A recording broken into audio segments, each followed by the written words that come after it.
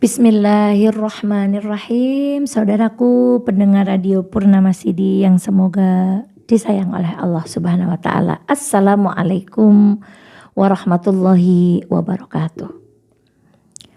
Ada pepatah Arab yang sangat terkenal, kathratul misas tumitul ihsas.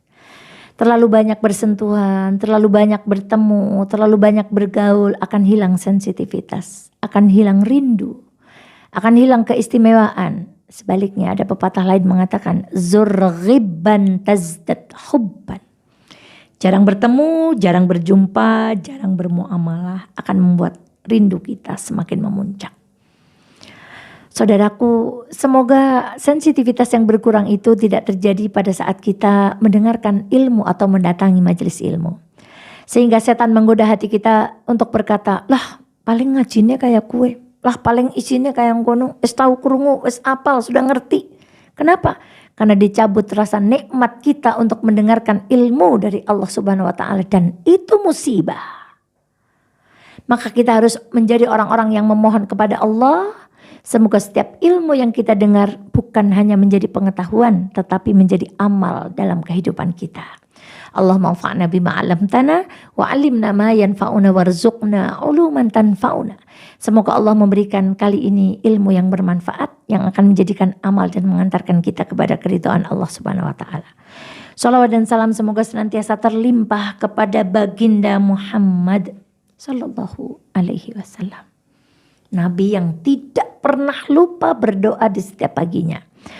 Allahumma inni as'aluka ilman nafi'an wa rizqan tayyiban wa amalan salihan mutaqabbala.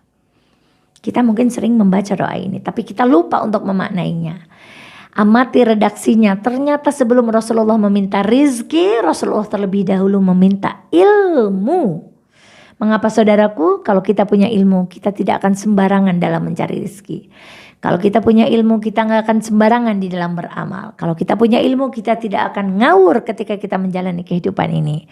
Maka semoga pertemuan yang singkat, yang sudah kita lalui hari demi hari sampai hari ini, menjadi ilmu yang bermanfaat untuk kita semuanya. Taib, pendengar radio Purnama Sidi yang dirahmati Allah, hari ini kita akan belajar tentang seorang guru dan murid kesayangannya. Dikisahkan ada seorang ulama besar, memiliki murid yang begitu ia cintai. Rasa cinta guru ini kepada satu murid ini membuat murid-murid yang lain dihinggapi rasa iri. Kenapa ya? Ustadz itu lebih sayang sama murid ini. Kenapa ya? Pak Kiai lebih cinta kepada laki-laki ini. Kenapa ya? Tuan guru lebih cinta kepada anak ini. Sang guru pun menyadari bahwa mulai ada rasa iri di antara murid-murid mereka terhadap murid kesayangannya.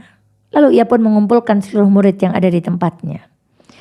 Lalu setelah mereka semua duduk, sang guru berkata kepada seluruh muridnya di ruangan itu, wahai anak-anakku, wahai muridku, aku mempunyai tugas untuk kalian. Apa gerangan tugasnya, wahai guruku? Aku akan memberi kalian tugas.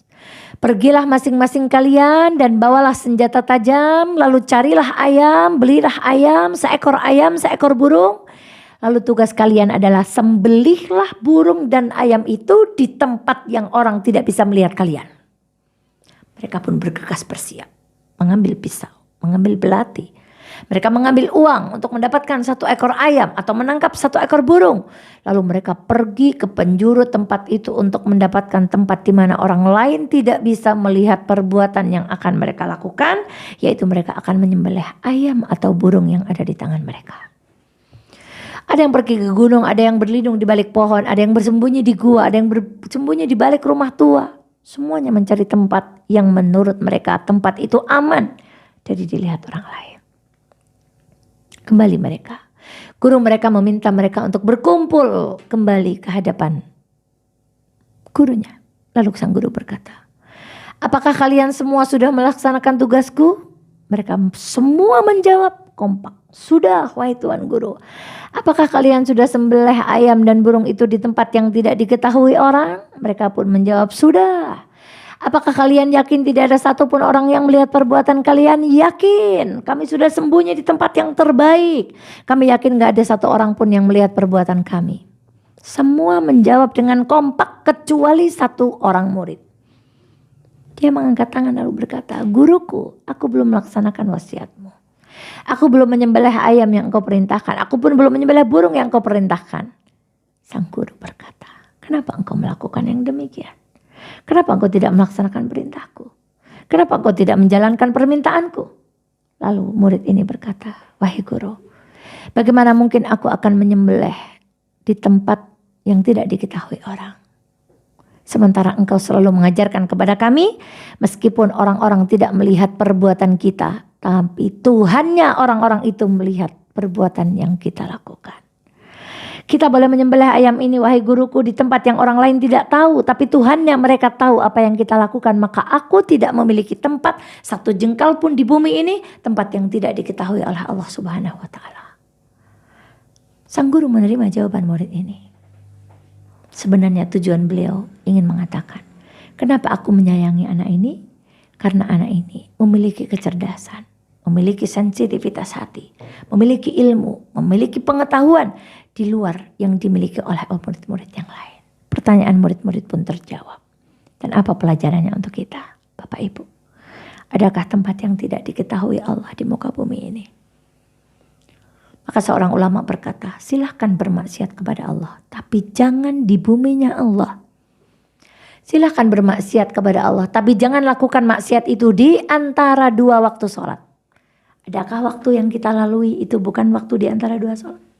Silahkan lakukan maksiat, keburukan, tapi jangan lakukan di tempat yang tidak diketahui Allah. Adakah tempat yang tidak diketahui Allah? Silahkan lakukan maksiat, tapi pastikan Anda aman dari kematian. Adakah orang yang aman dari kematian? Maka demi Allah, inilah takwa. Ketika Rasulullah ditanya di mana takwa, di sini, di sini, di sini. Beliau menunjuk kepada dadanya. Karena takwa itu ada di dalam batin kita.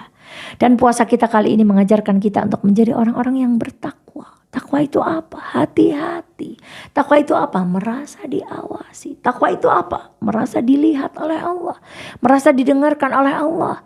Sehingga kita tidak melakukan perbuatan-perbuatan maksiat.